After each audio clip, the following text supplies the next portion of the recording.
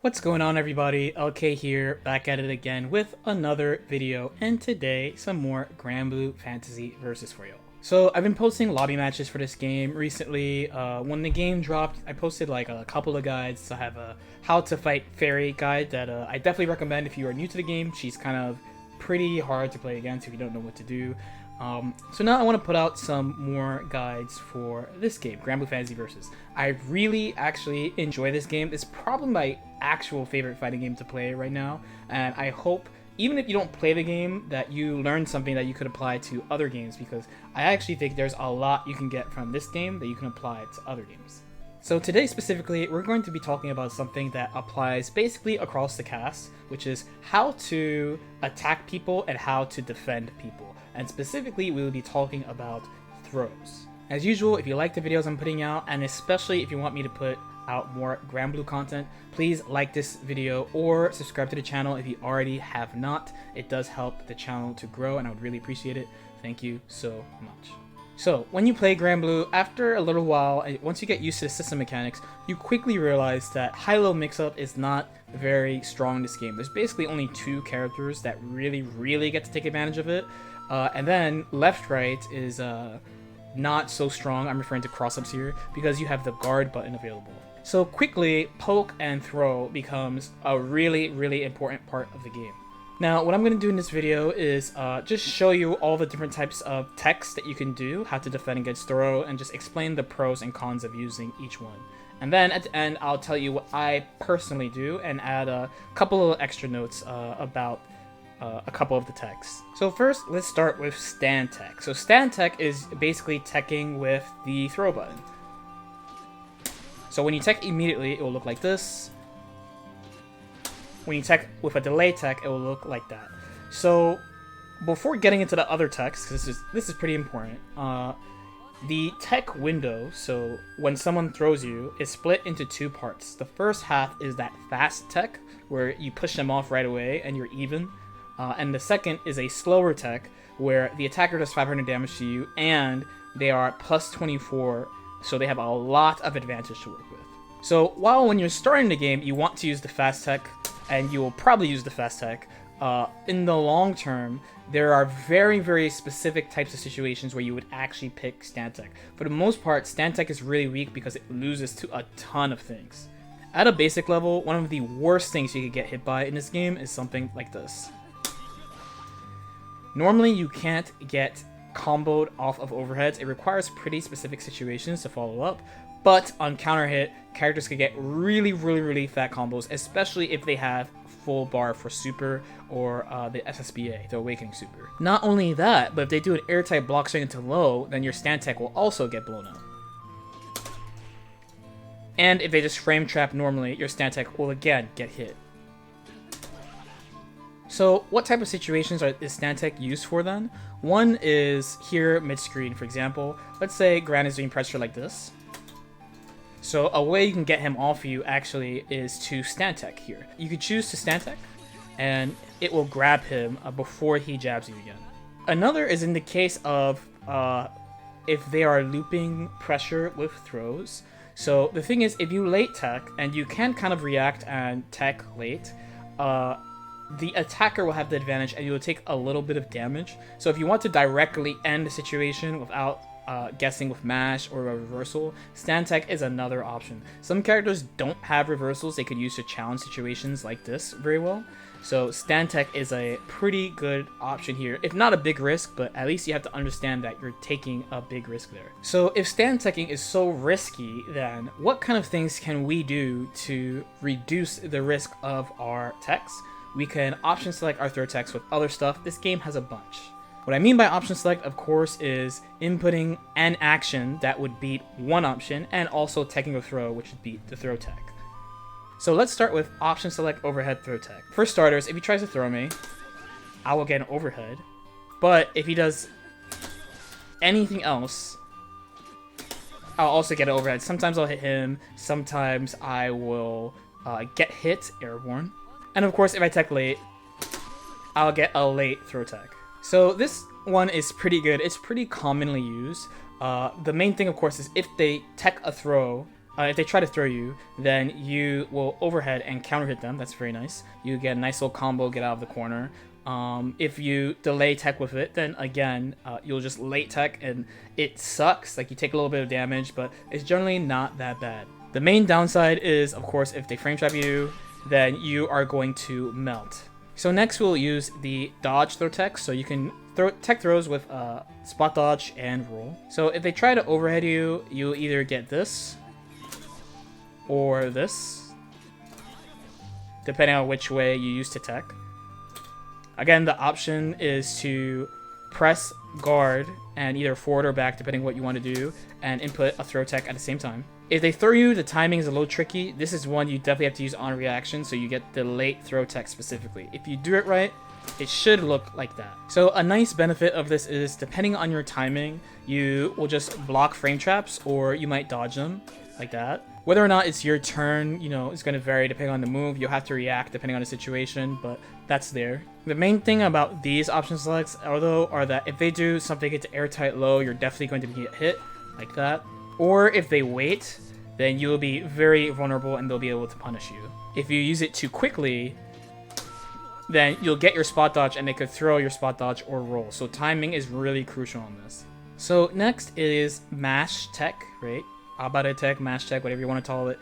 It's basically layering a throw tech with a mash. So if they choose to overhead, you will get that. You'll get to mash out. Depending on your character, you might get a special combo or something like that. If they choose to throw, you'll get a late tech. Or if you're fast enough, you'll mash too. But again, with all these, you're aiming to late tech. This one is pretty nice because if there are any gaps that are too big, you will mash out in a pretty safe way. So for example, if they try to mix you up a little bit more and try to do something like this, as long as your mash is clean, you saw I did 2 jabs, right? You should be safe here. The downside being, of course, that if they frame trap you, you are going to melt. The last one I want to look at is the mythical fuzzy jump, as it's called. If you've been playing, you've definitely seen people do something like this. Here I'm just holding up, because some people do just hold up here. In the corner, this is obviously super high return. You're going to get a full combo. Their backs to the wall, so you're going to do mad damage and basically turn the situation around. Now, fuzzying the jump means you're basically delaying the jump, so that if they do like a fast block string, you just block. If they delay too much, or if there's a really big opening, then you will jump. So it will look like this. This is with overhead. I escape both situations. Now, while the return is really, really high on this, if you're right, the risk is also pretty high too. If they're correct on you, it could vary between just by getting hit by lows to someone waiting and anti-airing you. Now, the downside is if they do block strings to lows like this, you will get hit like that, and most characters can confirm that into a combo. Also, if they wait for you, you are almost definitely dead. If your character does not have a way to change their air momentum in some way, then you are really, really vulnerable because you're just jumping and the opponent is crouching and waiting for you. So outside of these options, there are also 2 more options you can use to defend against throws. One only works mid-screen, but you can choose to walk back. So the logic here is that in mid-screen, you can walk back, right? Characters don't have really big lows, so you can choose to try to walk away and simultaneously escape their throws and block their long range mids. Now this of course would lose to something like this, because I'm getting hit with a low.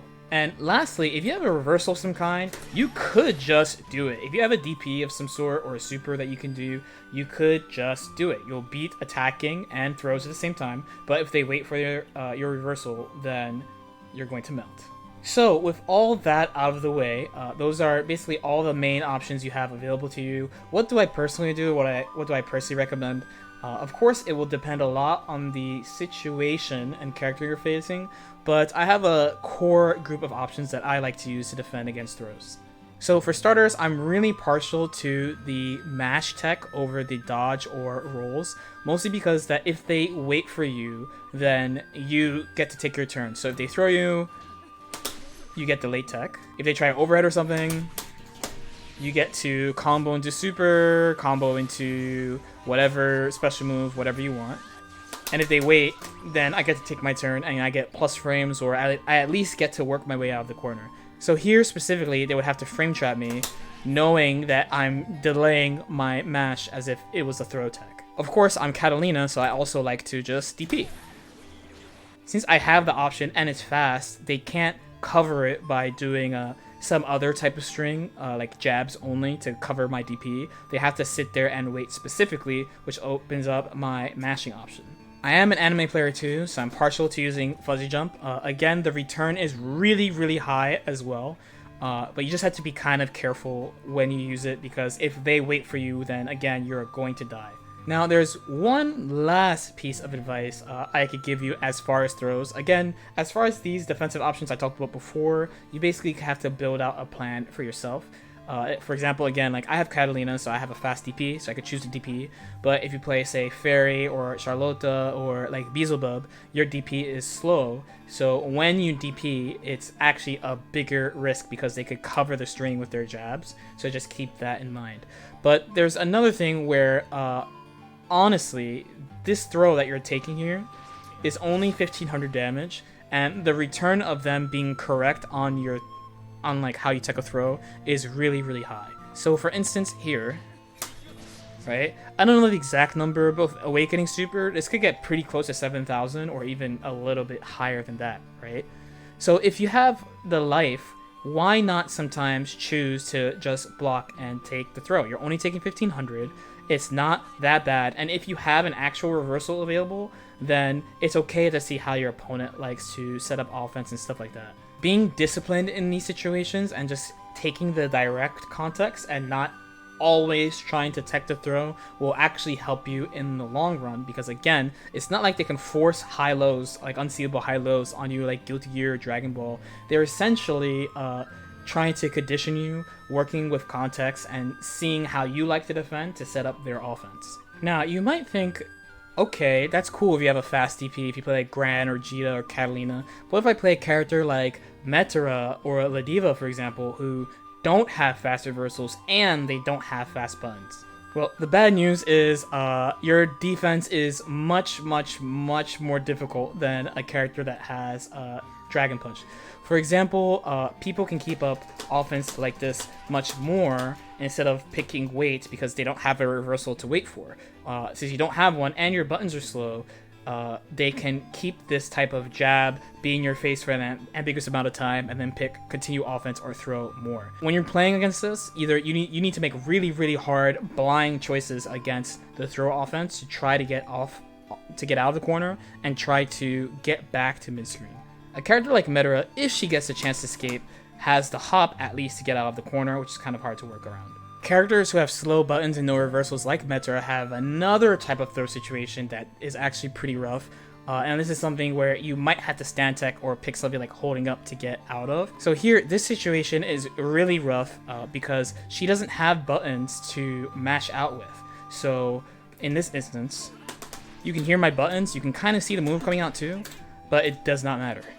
He throws me 100% of the time. So you have to take another type of risk, like stand teching right away to avoid the situation being looped, right, by delay tech or knockdown, jumping out right away, or doing something risky like TK shot or whatever your character might have.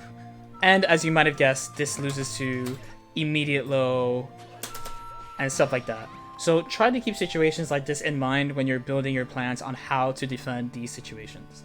Okay, hopefully that helped. That was actually more than I thought it was going to be, but again, this basically applies to everybody as far as the universal idea. From there, you kind of have to apply it by character, like, oh, against him I'll do this, or this character doesn't have this, so I'll do this type of thing.